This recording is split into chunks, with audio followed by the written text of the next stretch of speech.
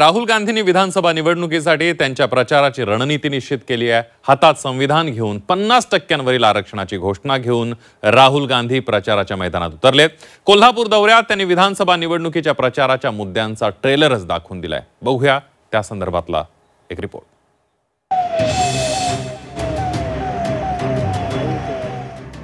हातात संविधानाची प्रत घेऊन पुन्हा राहुल गांधी महाराष्ट्रात आले। लोकसभा निवडणुकीत त्यांनी संविधान बचावचा नारा देत प्रचार केला होता। महाराष्ट्रात त्यांच्या रणनीतीला यशही मिळालं। त्यामुळे पुन्हा त्यांनी संविधान सन्मान संमेलनातून संविधान बचावचा नारा दिलाय। इतिहास लिहिताना दलित आणि आदिवासींवर अन्याय झाला, आता इतिहासच बदलण्याचा प्रयत्न केला जात असल्याचं राहुल गांधी म्हणाले। देशाचं संविधान वाचवायचं असेल तर 50% आरक्षणाची मर्यादा काढून टाकायला हवी असंही राहुल गांधींनी म्हटलंय। अगर हम कहें कि भैया कॉन्स्टिट्यूशन की रक्षा करनी है तो फिर अगला पूछेगा भाई हाँ ठीक है मगर कैसे, एक्शन क्या है कॉन्स्टिट्यूशन को बचाने की।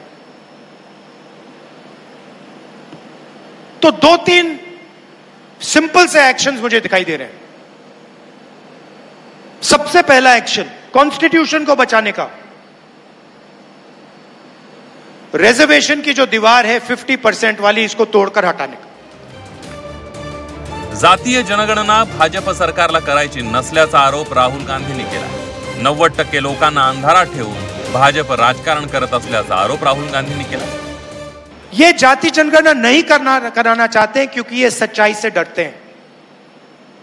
ये चाहते हैं कि देश के जनता को पता ना लगे, 90% को पता ना लगे देश का धन, देश की संस्थाएं, देश को चलाने का सिस्टम